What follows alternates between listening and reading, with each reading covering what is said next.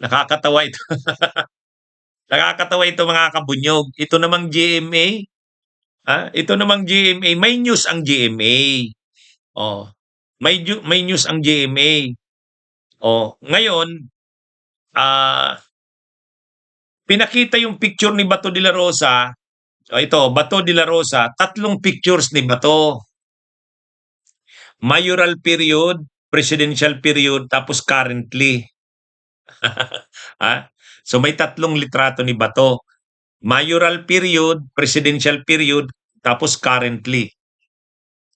Ang mayoral period, yung mayor si Duterte.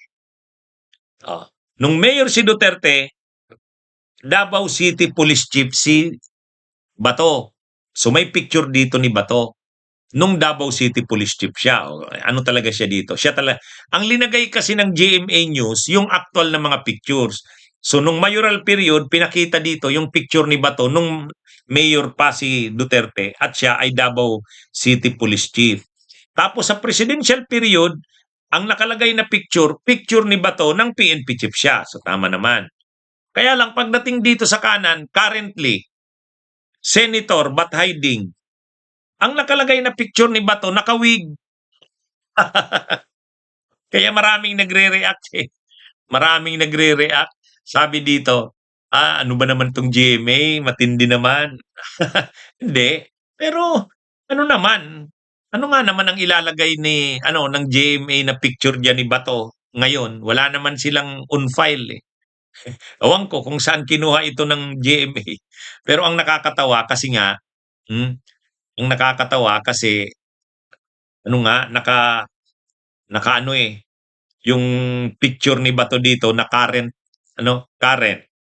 Oh, Senator but hiding. Nakawig si Bato. Kaya tawanan ng mga nakakita nito eh. Anyway, wala naman sigurong wala namang malisyusong o hindi magandang diyan, intensyon ng GMA. Nagano lang sila, pin, pinakita lang kasi ng GMA yung picture ni Bato nung mayoral period, presidential period, saka current. Kaya lang nakakaintriga dito, yung picture niya sa current, nakawig si Bato. Nakawig si Bato. Tapos nakalagay, Senator but hiding. Itong balita kasing ito, ay di ba kasi, naglabas na ng desisyon ang ICC, yung confirmation of charges. O, kinonfirm na ng ICC yung charges eh. At ang mabigat yan, sa confirmation ng charges kay Duterte, ay pinangalanan ang 8 co-perpetrators ni Duterte. Yung mga dati na ito, alam naman natin na yung mga dating co-perpetrators, pinangalanan uli. Ito. Co-perpetrators, Ronald Bato de la Rosa, Vicente Danao, Camilo Casculan, Oscar Albayalde, Christopher Bongo, Dante Giran, Vitaliano Aguirre, Isidro Lapiña. So ito yung 8. Ngayon, pinag-usapan si Bato. So si Bato, ang involvement ni Bato bilang co-perpetrator ni Duterte, doon sa mayoral period, sangkot siya doon sa Davao Death Squads kasi mayoral period yun. Sa presidential period, siya na naman ang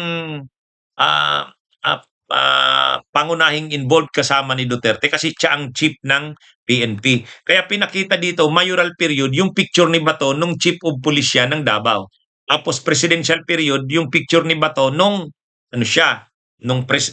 PNP chief. Tapos currently senator but hiding, ang picture ni Bato nakawig. Doon natawa ang mga tao. Anyway, ano lang ano kayang reaksyon ni Bato diyan? Ano kayang reaksyon ni Bato diyan? Siguro baka naman masamain niya na naman 'yan. Wala namang masamang doon ng ang GMA pinakita lang ng GMA yung iba-ibang ni Bato. Nung mayor pa si Duterte, siya chief of police ng Davao. Nung presidente si Duterte, PNP chief siya. Tapos ngayon. Yan. Anyway, talaga ngayon, hindi na malayo na talagang aarestuhin na yan si Bato. Kasi na-resolve na yung issue ng jurisdiction. O di ba? Nag-decide na ang nag-decide na ang ICC na wala na, may jurisdiction talaga ang ICC. Appeals chamber na ang nag-decide noon, so wala na. Tapos sa confirmation of charges hearing, nag-decide na rin, confirmed ang charges.